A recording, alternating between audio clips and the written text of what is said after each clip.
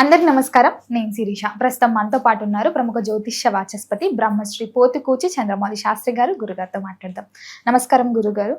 శ్రీమాత్రే నమః. గురుగారు, ప్రజెంట్ సిచ్యువేషన్ లో మనం యుద్ధం వాతావరణం చూస్తున్నాం. అమెరికా, ఇజ్రాయెల్, ఇరాన్ పైన చేస్తున్న దాడులను ముఖ్యంగా చూసుకుంటే ఈ తీవ్రత మన భారతదేశం మీద కూడా పడింది. ఆల్రెడీ ఇప్పుడు మనం ఆయిల్ కి సంబంధించింది కానీ, పెట్రోల్ కి సంబంధించింది కానీ, ముఖ్యంగా గ్యాస్లకు సంబంధించిన కూడా తీవ్రత కూడా మనం చూస్తున్నాం. మరి రీసెంట్ టైంలో మోడీ గారు ఒక మాట అన్నారు, ఏంటంటే సేమ్ కోవిడ్ లాంటి పరిస్థితి కూడా ఇప్పుడు రావచ్చు, జాగ్రత్తగా ఉండండి అని ఒక మాట అన్నారు. మరి ఇది దేనికి సంకేతం అంటారు? అమ్మ, ఒక విషయం, మనకి దాదాపుగా ఒక 2 నెలలు బట్టి అయితే గనక తీవ్రమైనటువంటి సంక్షోభం ప్రపంచానికి. ఇది ఆల్రెడీ 6 నెలల క్రితం, 4 నెలల క్రితం ఎంతోమంది పండితులు, జ్యోతిష్కులు, పంచాంగాలు, పోయిన సంవత్సరం పంచాంగంలో కూడా ఈ మాసాలలో సంక్షోభం ఏర్పడుతుంది. సంక్షోభం అనేటటువంటి మాటకి అర్థం ఏంటంటే ఒక రకమైనటువంటి క్షామం. క్షామం అంటే ఏంటి? తిరుగులేనటువంటి పతనాలు, ఇబ్బందులు, దేశాల మధ్య విపరీతమైనటువంటి సమస్యలు, గొడవలు, యుద్ధాలు, ఆ భయం. వీటన్నిటికీ ఏంటంటే అమ్మ ముఖ్యంగా కుజగ్రహము యొక్క ప్రభావం. అంటే మన యొక్క భూమిలోంచి విడిపోయినటువంటి కుజుడు భూమికి చంద్రుడి తర్వాత దగ్గరగా ఉన్న గ్రహం ఏదంటే కుజగ్రహం. ఈయన మొత్తం ఎటువంటి వాళ్ళకైనా సరే సైన్యాధ్యక్షుడు లాంటి వాడు. కుజుడా? యుద్ధానికి సై అంటాడు ముందు ఆయన. తగ్గేదేలే అనే మాటకి ఆయనే సరైనటువంటి నిర్వచనం.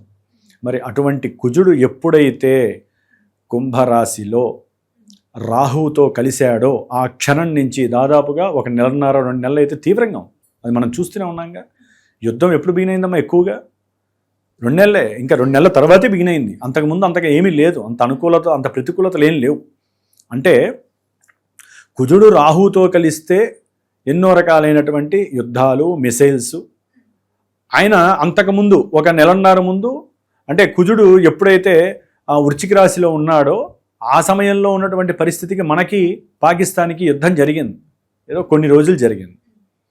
మళ్ళీ తెలివిగా వ్యవహరించటం వలన మన యొక్క దేశాధ్యక్షుడు ప్రధానమంత్రి గారి యొక్క ఆలోచనాపూరితము, అట్లాగే వేరే దేశాల వాళ్ళు కాస్త అనుసంధానం కలగడం ద్వారా తెలివిగా ప్రవర్తించి ఆపేసినటువంటి పరిస్థితి. అంటే ఒక ఎక్కువ దూరం వెళ్ళల వ్యవహారం, లోపల మరుగుతోంది, ఎక్కువ దూరం వెళ్ళలేదు. అది మన దేశానికి, మన ఖండానికి, భరతఖండానికి ఉన్నటువంటి ఒక్క పాజిబిలిటీ మన దేశానికి ఉంది. అన్ని దేశాలకి ఆ పాజిబిలిటీ ఉండదు. ఎందుకంటే మనది యుద్ధ దేశం కాదు. అవసరమైతే యుద్ధాలు చేసేటటువంటి దేశాలతో కూడా సమన్వయంతో సమవుజ్జీగా మాట్లాడి వారిని కంట్రోల్ చేసే శక్తి ఉన్నటువంటి జ్ఞానపూరితమైనటువంటి భూమి మంది.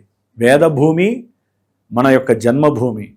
అట్లాగే ఎన్నో పూజలు, ఎన్నో యాగాలు, ఎంతోమంది ఋషులు తపస్సు చేసినటువంటి మరి పుణ్యభూమి తొందరగా యుద్ధభూమి కాదు. మరి అలాంటి భూమికి కూడా ఎన్నో సమస్యలు వచ్చేటటువంటి పరిస్థితులు. అంటే ఏం లేదమ్మా, ఇక్కడ ఏంటంటే వ్యవహారము, ఏప్రిల్ 2వ తేదీన కుజగ్రహము రాహువును విడనాడి కుంభరాశిలోంచి మీనరాశిలోకి వెళ్తోంది. కుంభరాశి అనేటటువంటిది వాయుతత్వపు రాశి, మీనరాశి అనేటటువంటిది జలతత్వపు రాశి.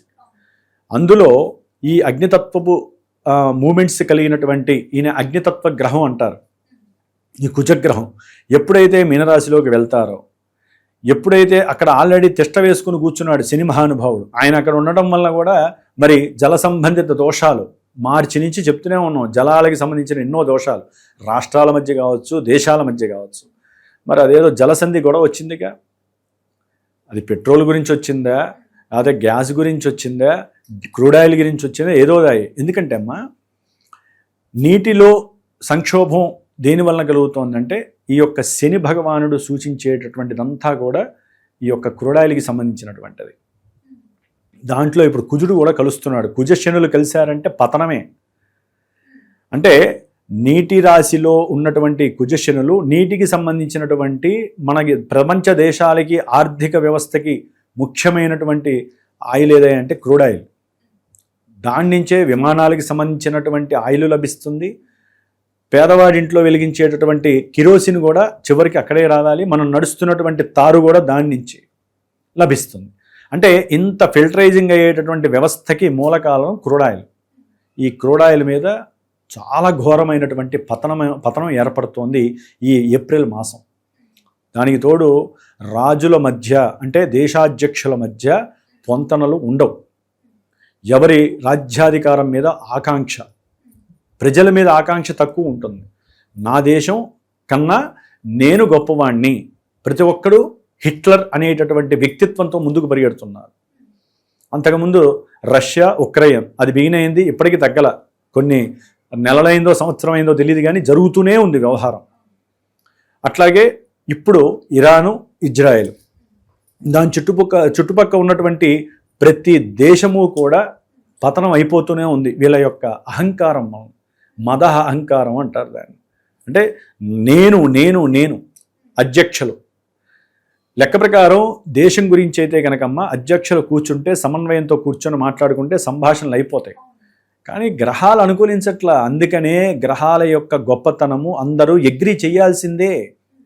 కొంతమంది అంటారు గ్రహాలు ఏం లేవు, నువ్వు బతుకుతోనే ఒక గ్రహం మీద, భూగ్రహం మీద. ఆ భూమిని కమాండ్ చేసేవే నవగ్రహాలు.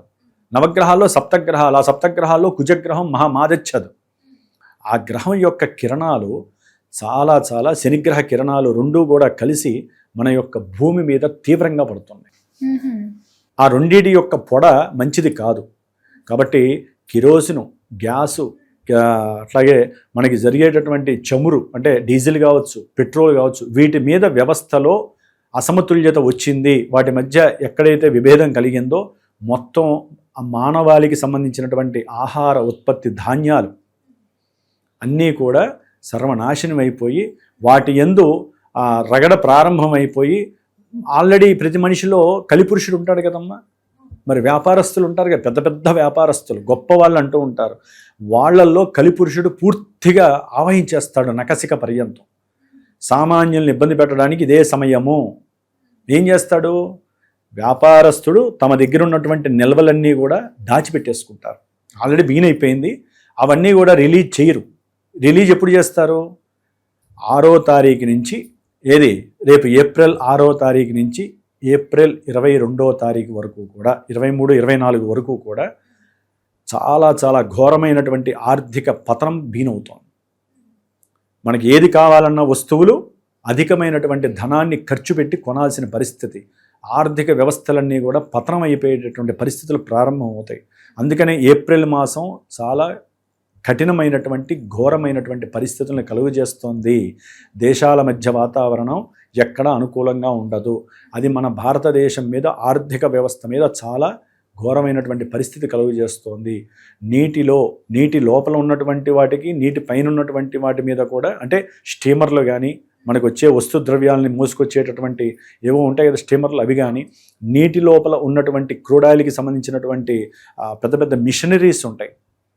ఆ మిషనరీస్కి సంబంధించినటువంటి పెద్ద ప్రేలుళ్ళు కావచ్చు, పెద్ద పెద్ద ఓడలు, స్టీమర్స్, వీటికి సంబంధించి మొత్తం నాశనం అయిపోవటం కావచ్చు. లేకపోతే నీటి లోపల అగ్నిపర్వతాలు ఉంటాయి. మరి ఈ మిసైల్స్ ఇప్పుడు పైనుంచి కాదు, నీటి లోపల నుంచి వదిలే అవకాశాలు ఉంటాయి, జలాంతర్గాములు అంటారు. వాటి వలన ఆ కొండలు పేలిపోవచ్చు. దానివల్ల సముద్రంలో సునామీలు రావచ్చు. జలరాశిలో వాయుగ్రహము, అగ్నిగ్రహము 2 ఉన్నాయంటే జలంలో సమస్యలు బిగినవుతాయి, సునామీలు వచ్చేస్తాయి. అంటే ఈ కుజగ్రహం మీనరాశిలో జలతత్వంలో కలవడం వల్ల ఇవన్నీ జరుగుతాయి. ఎందుకంటే అమ్మ, కుజుడు పూర్తిగా శనితో కలిసి శని యొక్క నక్షత్రంలో ఉన్నాడు. ఇక్కడ మొత్తం ఆయన పవర్స్ అన్నీ కూడా శని లాగేస్తూ ఉంటాడు, కిరణాలన్నీ కూడా. శని ఏమన్నా సామాన్యుడమ్మ? ఎక్కడా కూడా శుభగ్రహం దృష్టి పడట్ల దీని మీద. పడకపోయేసరికి ఏమవుతుంది? ఈందే రాజ్యం అయిపోతుంది. కాబట్టి చాలా జాగ్రత్తగా ఉండాలి. ఎవరైనా సరే కావలసినటువంటి నిత్య సామాగ్రిని ఈ ఏప్రిల్ మాసంలో ముందే కొని తెచ్చిపెట్టుకోవడం ద్వారా మనకున్నటువంటి 10 రూపాయలని మళ్ళీ అప్పు చేసి కొనకుండా జాగ్రత్త చేసుకోవాల్సింది. రేపు మళ్ళీ కిటకిటలాడే పరిస్థితి వచ్చే అవకాశం ఉంది. పెట్రోల్ దొరకపోవచ్చు. చివరికి మంచినీళ్ళ మీద కూడా ప్రభావం పడుతుందమ్మా. మంచినీళ్ళ మీద కూడా ప్రభావం పడుతుంది. ఎందుకంటే కొన్ని చోట్ల నదులు కానీ, బావులకి సంబంధించిన వాటిల్లో విషపూరితమైనటువంటి పరిస్థితులు కూడా కనిపించే అవకాశాలు ఉంటాయి. కాబట్టి కుజశనులు ఎప్పుడైతే కలుస్తారో, ముఖ్యంగా ఈశాన్య ప్రదేశాలు ఉన్నాయి మనకి కొన్ని, రష్యా, టిబెట్, చైనా, నాగాల్యాండ్, ఇంకా కొన్ని ఏరియాలు ఉన్నాయి మన దేశంలో కూడా. అక్కడ విశేషమైనటువంటి ఇబ్బందులు కలగడానికి అవకాశాలు ఉన్నాయి. చాలా సమస్యలు వస్తాయమ్మా. కాబట్టి కుజశనులకి సంబంధించినటువంటి దైవం ఒకటే ఒకటి ఉంది, ఆయనే శ్రీరాముడి భక్తుడు, భక్తాగ్రేసరుడు హనుమంతుడు. కాబట్టి హనుమంతుల వారిని అందరూ కూడా ఈ నెల రోజులు చక్కగా ప్రార్థన చేసుకుంటూ ఆయన్ని గనక అనుగ్రహించమని కోరుకుంటే, ఎవరైతే రాక్షసత్వంగా వ్యవహరిస్తున్నారో ఆ రాజులకి తగినటువంటి బుద్ధిని ఆయన ప్రసాదించి దేశాల మధ్య గొడవలు లేకుండా చేయగలిగే స్టామినా, శక్తి ఉన్నవాడు ఒక్క హనుమంతుడు వాడే. ఆయన నీటిలోంచి వెళ్ళగలడు, పంచభూతాలు ఆయన వెనకాలే వస్తాయి, పంచభూతాలు పెద్ద లెక్కలోకి రావు ఆయనకి. కాబట్టి పంచభూతాలని జయించినటువంటి శక్తి, కుజుణ్ణి కిందకి నెట్టవేయగలిగే శక్తి, అంటే ఆయన ఆవేశాలని కానీ ఆయనకున్న ఉద్రేకపూర్వమైనటువంటి ఉగ్ర లక్షణాలని కూడా అదిమేసే శక్తి ఒక హనుమంతుల వారికి ఉంది. శనిని పూర్తిగా ఆగిపో అంటే ఆయన అసలు హనుమంతుడు కనిపిస్తే శని ప్రశాంతం అయిపోతాడు ఆయన. కాబట్టి వీళ్ళిద్దరినీ కూడా అదుపు చేసే శక్తి మన శాస్త్రంలో ఉన్నది ఒక హనుమంతుల వారికే. ప్రతి ఒక్కళ్ళు కూడా సమస్య బీనవక ముందే హనుమంతుల వారికి రోజుకి 11 సార్లన్నా సరే ఈ యొక్క హనుమాన్ చాలీసాని, హనుమంతుడికి సంబంధించినటువంటి ఆ ధ్యానాలని ఎవరైతే ఆచరిస్తారో హోమాలను చేయండి, తప్పేం లేదు, హోమాలు చేయండి. ఆయనకి కావాలంటే అభిషేకాలు చేయించండి, తమలపాకు అర్చనలు చేయించండి. ఎన్ని చేయించినా సరే హనుమంతుల వారికి దేశం సుభిక్షంగా ఉంటుంది, ప్రపంచంలో అల్లకల్లో లేకుండా ఉంటాయి. ఈ మే 10 వరకు కూడా కొంచెం అస్తవ్యస్తమైనటువంటి పరిస్థితులన్నీ కూడా కుజశనుల వలన ఏర్పడబోతున్నాయి. తర్వాత మళ్ళీ కొంచెం సద్దుమణిగే పరిస్థితి ఉంటుంది. ఈ లోపల మాత్రము మొత్తం ఆవిరయ్యే పరిస్థితులు ఉన్నాయి. ఆర్థిక పతనంతో పెట్టుబడులు కానివ్వండి, షేర్ మార్కెట్స్ కానివ్వండి, అంతర్గత యుద్ధాల పరంగా పూర్తిగా తుదముట్టించే పరిస్థితి కనబడుతోంది మన యొక్క దేశాల మధ్య. ఓవరాల్ గా చూసుకుంటే మనం చాలా జాగ్రత్తగా ఉండాలంటారు. ఏప్రిల్ 2 నుంచి అమ్మ, ఏప్రిల్ 2 నుంచి మే 10-12. అందుకనే మన బుద్ధి ప్రకాశితం కలిగినటువంటి దేశాధ్యక్షుడు మన మోదీ గారు, ఆయన ముందే ఆయనకున్నటువంటి ఇంటెలిజెన్స్ పవర్స్తో ఏం జరగబోతుందో ముందే కాలజ్ఞానం ద్వారా తెలుసుకొని, ఎందుకంటే కాలం ఆయనకి అనుకూలిస్తుందమ్మా. అంతటా దేవీ ఉపాసకుడు, మన యొక్క మాతృభూమిని కాపాడుతున్నటువంటి ఒక పెద్ద సైన్యాధ్యక్షుడు. కాబట్టి ఆ మోదీ గారి యొక్క నోటి మాట ఒకటి వచ్చింది అంటే దాని వెనకాల ఎన్నో నెలల యొక్క కృషి ఉంటుంది. దాని యొక్క ఫలితమే ఆయన నోట్లో వచ్చే ఒక మాట. కాబట్టి ఆయన చెప్పాడు కాబట్టి మనం జాగ్రత్తగా ఉండాలి. ఎంతో ఇబ్బందులు కలిగే కాలము, జాగ్రత్తగా ఉండమని మొన్న చెప్పారు ఆయన.